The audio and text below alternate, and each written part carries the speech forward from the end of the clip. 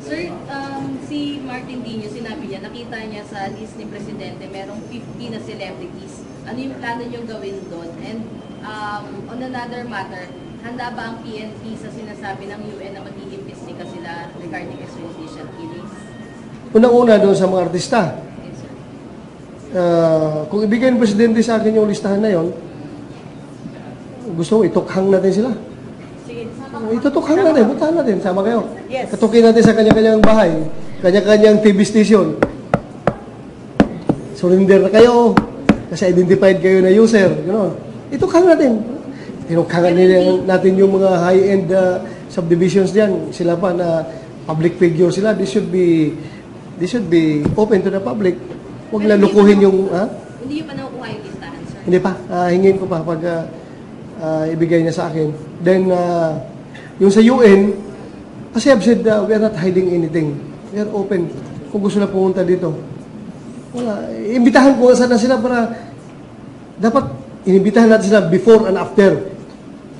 Before tayo nag-start sa ating kampanya, dapat dito sila kung maramdaman lang na snatch ba sila o nasaksak ba sila. Then ngayon, we are on the 3rd month of our campaign para makakuha sila ng proper study kung anong diferensya. Para malaman natin kung anong kanilang opinion, anong masasabi nila. Are they safe now? Are they enjoying Manila now? Are they enjoying the Philippines now? Para maramdaman nila kung ano yung pakiramdam ng isang totoong Pilipino nandito nakatira sa Pilipinas. If what I read online is true, in Colombia they created a special force, the search bomb, specifically to chase after the cartels. May plano ba tayong gano'n in the Philippines to create a special, outside of the EAE? Gusto mo sabihin ko? Para maglayasan niya mga drug lord dito. Maglayasan, pupunta abroad. Sige, kayo mga drug lord, layas na kayo. Dahil gagawa ko ng mas matindi pa sa search block ng Colombia. Pantay kayo ngayon. Layas na kayo. Sir, seryoso yan? Or policy na ba yan? Or joke lang po yan? Actually, hindi ko dapat sabihin yan. Dahil kung sabihin ko nga, sabi ko, pag sabihin ko, wala na. Wala na. Effective na kami sa aming diskarte. Pero tinanong mo so, sige lang. Kasama na rin yun. Kasama na rin yun. Sir, parang like what Rich mentioned earlier, parang the criticisms now of the Philippine program is that kulang tayo sa rehabilitation phase, addressing people who are willing to give up, to surrender and to change their ways. Kasi hindi naman ako po yun basta-basta lang give up ako din so kailangan may intervention din, like you mentioned, psychological intervention, whatever.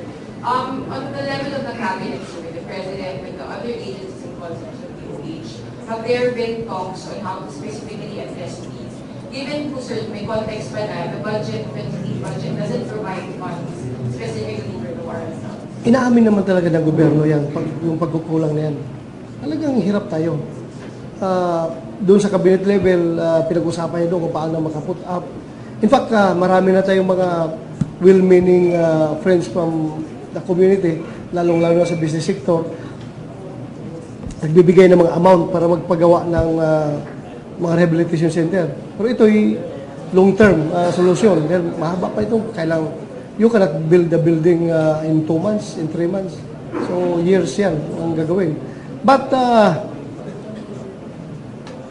while inaamin namin yan, ng gobyerno na pagkukulang talaga natin,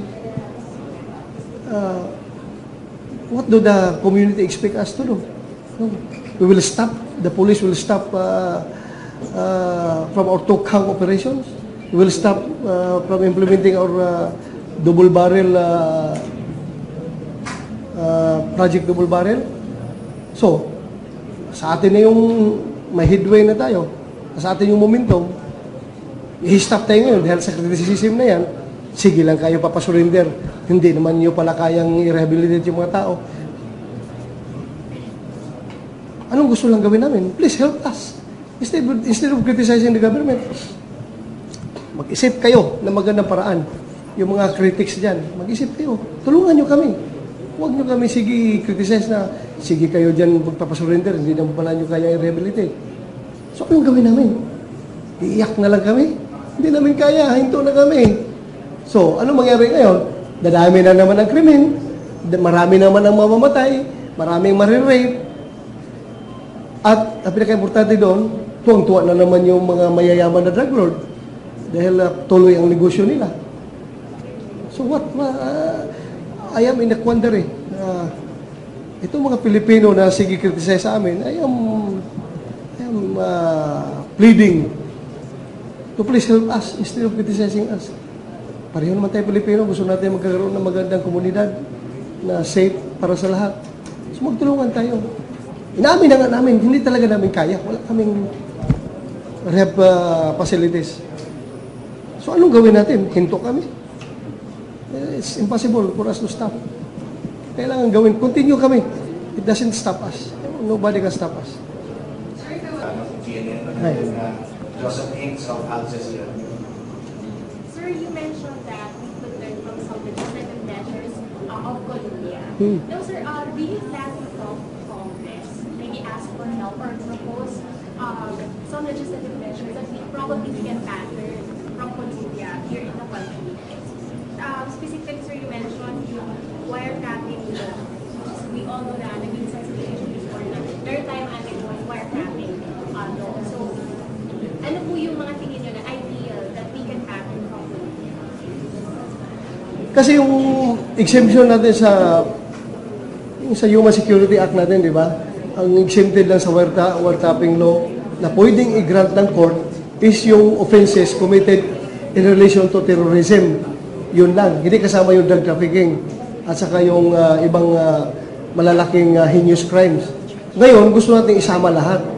Para pag suspected ka na trafficker, i-request kagad kami ng authority to conduct wiretapping on you para ma-stop ka.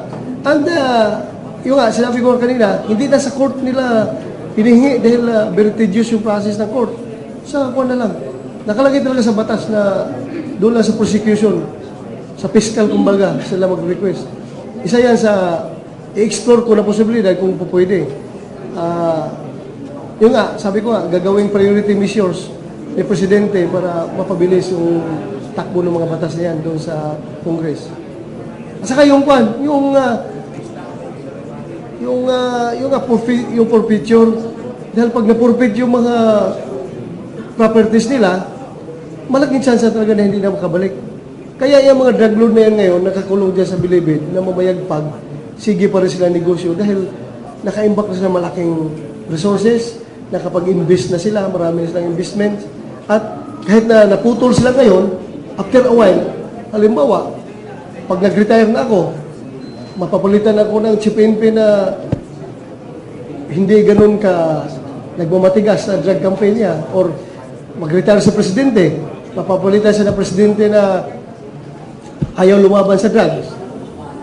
Ang mangyari dyan, resume naman yung kanilang negosyo dahil investment nila andyan pa rin eh. Yung kanilang network, kumplito pa rin. Whereas kung mapurpit ka agad dyan, wala, totally imubulay sila dahil wala sila magamit. Ngayon, tingnan mo yung mga drug lord nandyan sa Bilibid.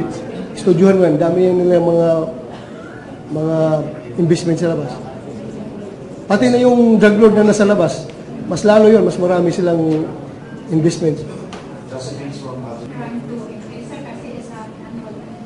Ano yun? Expecting? Trying to preserve its performance kasi it's an annual crime activity. Every time is a very mataas daw yung crime. Expected natin yan dahil maraming pera eh. Alam mo kasi, lalo na ngayon, yung mga drug lord, sabi na sayang. Yun ang usapan lang ngayon eh. Sayang. Disyembre na, maraming pera umiikot. Pag-expected mo kasi yan, pag maraming pera umiikot sa komunidad, lalakas yung bintan nila sa droga pag December. Kaya, kuhan yun, yung sayang na sayang yung mga drug lord ngayon. Dahil malaking pera nila, dapat ngayon. Magkano na babenta, sir? Mahal na daw. Ewan ko, hindi ko alam. Magtanong ako sa EIDG kung magkano ang bitahan. Mahal na.